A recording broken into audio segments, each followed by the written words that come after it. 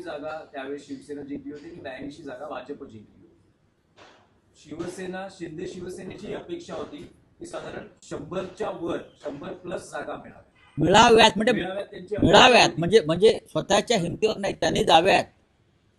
म्हणजे त्यांनी मागणी केली, आम्हाला द्या, असं द्या, आम्हाला द्या द्या. पण त्या 100+ जागांची ही मागणी भाजपनं पूर्ण केली नाही. 90 जागांवर शिंदे शिवसेनेला समाधान मानावं लागेल. एक लक्षात घ्या, जेव्हा तुम्ही 2017ची गोष्ट करताय तेव्हाही भारतीय जनता पक्षाची जी काही भूमिका होती ती फेटाळून आम्ही स्वतंत्रपणे लढलो, याला स्वाभिमान म्हणतात.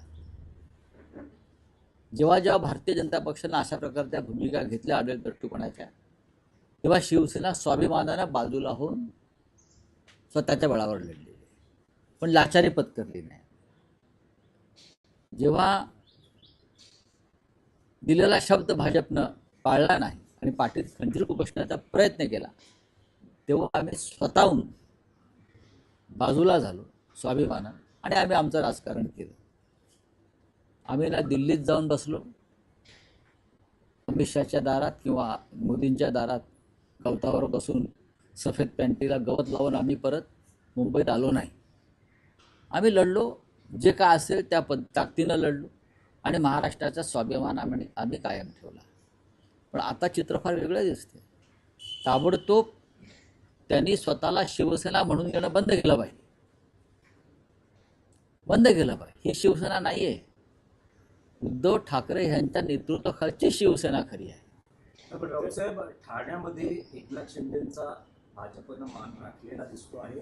ठाण्यामध्ये सर्वाधिक जागा म्हणजे साधारण मी मुंबईच्या राजधानीची गोष्ट, महाराष्ट्राच्या राजधानीची गोष्ट करतो बरं का. मालेगावला काय झालं, अमुक काय झालं, मीरा भाईंदरला काय, त्याच्याशी मी नंतर बोलू. मुंबई ही महत्त्वाचं आहे, महाराष्ट्राची राजधानी, जी अमित शहा आणि त्यांचे बिल्डर लॉबी गिळायचा प्रयत्न करते, त्याविरुद्धही लढाई आहे. भाजपची यादी जी आहे सर्वाधिक जास्त त्या यादीमध्ये मराठी व्यक्तींचा घटना असलेला पाहायला मिळतो. हो, पण भाजपा कोणाचा पक्ष आहे? भाजपा हा मराठी माणसाचा पक्षच नाही आहे.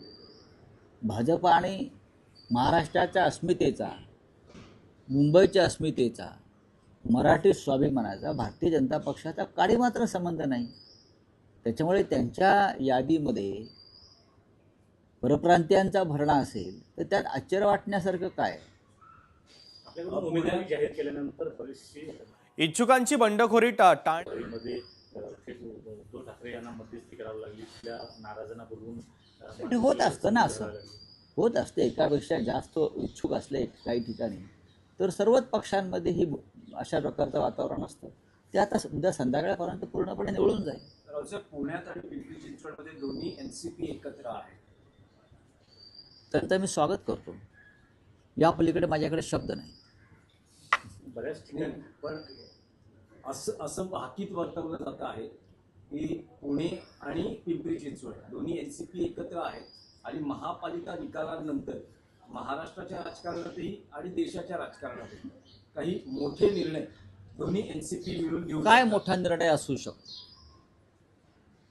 काय मोठा निर्णय म्हणजे असा काय मोठा निर्णय असू शरद शकतो? पवारांनी एनडीए बरोबर जावं. हा मी मोठा निर्णय मानत नाही. शरद पवारांनी हा मी मोठा निर्णय मानतच नाही आम्ही. आणि पवारसाहेब असं करतील असं मला वाटत नाही. पवारसाहेबांची विचारसरणी पुरोगामी विचारांचे ते नेते आहेत. त्यांनी जी पुरोगामी विचारधारा आहे, शाहू फुले आंबेडकर आणि जात्यंत शक्तीविरुद्ध जी लढाई महाराष्ट्रानं कायम केली, त्याचे सध्याचे शिलेदार आणि नेतृत्व शरद पवारांकडे आहे आणि आम्ही त्यांच्याकडे त्या दृष्टीनं पाहतो. त्याच्यामुळे असा वेडावाकडा विचारधारेविरुद्ध जाण्याचा निर्णय ते घेतील असं आम्हाला वाटत नाही त्यांच्या चाहत्यांना. पण राजकीय वर्तुळात अशी चर्चा आहे की यासाठी उद्योगपती गौतम अदानी म्हणजे महात्मा फुले नाही आहेत बरं का, किंवा संत गाडगे महाराज नाही आहेत.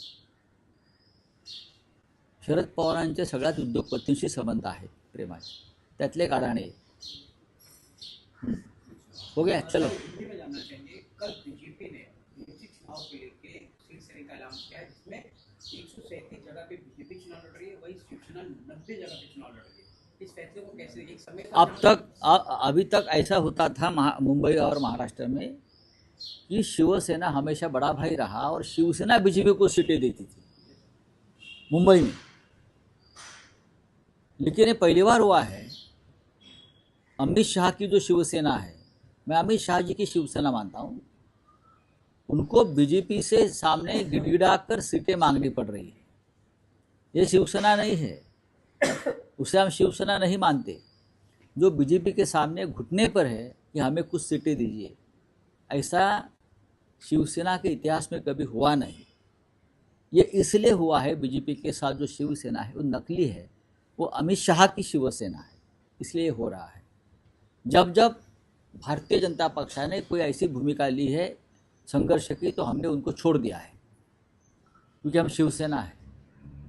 हम अकेले चुनाव में सामने गए, चाहे बीएमसी हो चाहे महाराष्ट्र का चुनाव, हमने अकेले चुनाव लड़ा है, लेकिन बीजेपी के सामने कभी घुटने नहीं टेके।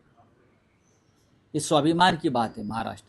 वही शिवसेना जिस प्रकार से दावा कर रही थी वो लगभग 100 सीट के ऊपर चुनाव लड़ेगी, लेकिन कहीं ना कहीं 90 सीट को लाके शिवसेना को बांध दिया बीजेपी ने। कहीं ना कहीं बीजेपी के दबाव में शिवसेना काम कर रही है। ये रंडवे लोग हैं जो शिवसेना मानते हैं ना, ये असली शिवसेना नहीं है, ये भारतीय जनता पार्टी के रंडवे है, इसलिए तो ये घुटने टेक रहे हैं ना, और क्या है। चलिए एक सवाल ये है, बांग्लादेश की पहला प्रधानमंत्री जो थी, आज उनका निधन हो गया है, खालिद जिया का। कैसे देखते इस घटना को? क्योंकि बांग्लादेश जिस प्रकार से वातावरण बना है, उसमें ऊपर क्या हम रिएक्शन दे सकते हैं? उस देश में शोक मनाएंगे और क्या है। राहुल साहेब, जागा वाटप पूर्ण झालेलं आहे, उमेदवारांना एबी फॉर्म देण्यात आलेले आहेत आणि आता खरी लढाई सुरू होईल प्रचाराची। म्हणजे प्रचारात नेत्यांच्या भाषणाच्या तोफा धडाडतील वगैरे वगैरे। तर राज ठाकरे उद्धव ठाकरे मिळून संयुक्त किती सभा होऊ शकतात? मुंबईमधल्या 6 लोकसभा क्षेत्रामध्ये संयुक्त सभा होती दोघांच्याही संयुक्त सभा। 6 सभा हो, याशिवाय ठाण्यात होती, कल्याण डोंबिवलीत होती, त्या संदर्भात नियोजन सुरू आहे। धन्यवाद। राउत साहब, एक सवाल इनसे जिस प्रकार के प्रचार चुनाव जब शुरू हुआ, बीजेपी ने लगभग कई बड़े नेताओं का चुनाव प्रचार लिस्ट में स्टार कैबिनेट में, जैसे प्रधानमंत्री यहाँ तक योगी आदित्यनाथ, कई बड़े बड़े लोगों का नाम। कैसे देखते इस प्रचार सभा को? क्या जरूरत है मुंबई में मोदी जी को आने की? क्या यहाँ की बीजेपी, यहाँ के मुख्यमंत्री सक्षम नहीं है प्रचार के लिए? योगी आदित्यनाथ क्यों आ रहे हैं? क्या संबंध है? और भी राज्य के मुख्यमंत्री आएंगे। यहाँ आप माहौल खराब करना चाहते हैं। आज किसी ने कहा है कि मुंबई में सिर्फ जय श्री राम का नारा चलेगा। हम मानते हैं मुंबई में जय महाराष्ट्र का नारा चलेगा। यहाँ नारा चलेगा तो जय महाराष्ट्र, जय भवानी, जय शिवाजी, ये नारा मुंबई में चलेगा। समझा? ये योगी आदित्यनाथ वगैरह वगैरह लोगों को लाकर आप अपनी कमजोरी दिखा रहे हो। आपके पास ताकत नहीं है। आप हर प्रांत के मुख्यमंत्री को लाकर या मंत्रियों को लाकर यहाँ चुनाव लड़ना चाहते हैं। हम हमारे ताकद पर लड़ेंगे। राहुल साहेब, मराठी प्रश्न आहे की महापालिका निवडणुकांच्या प्रचारासाठी शक्यता आहे की देशाचे पंतप्रधान नरेंद्र मोदी यांचीही मुंबईत सभा होऊ शकते, अशी शक्यता व्यक्त केली नाही, ते पुतीनलाही आणू शकतात। त्या पुतीनला त्यांनी अलीकडेच मिठी मारलेली आहे, ते पुतीनला सुद्धा आणू शकतात, ट्रम्पला विनंती करू शकतात। हे जागतिक पक्ष आहे ना हा, का तुमच्यात ताकद नाही का निवडणुका लढण्याची? तुम्ही मुंबई भाजपचे अध्यक्ष आहात, तुम्ही राज्याचे मुख्यमंत्री आहात, तुम्हाला योगी आदित्यनाथ कशा करता? तुम्हाला इतर राज्याचे मुख्यमंत्री ते कशा करता हवेत? वातावरण बिघडवायला कशा करता? कोणीच नको इथे। ही निवडणूक आमच्या महाराष्ट्राची, मुंबईची, आम्ही लढू ना सगळे मिळून। कोणीतरी आज सांगितले की मुंबईत जय श्रीरामचे नारे देतो, काय संबंध आहे? जय श्रीराम आमचे आदर्श आहेत, पण मुंबईमध्ये नारा चालेल जय महाराष्ट्र, मुंबईमध्ये नारा गुंजेल जय भवानी, जय शिवाजी।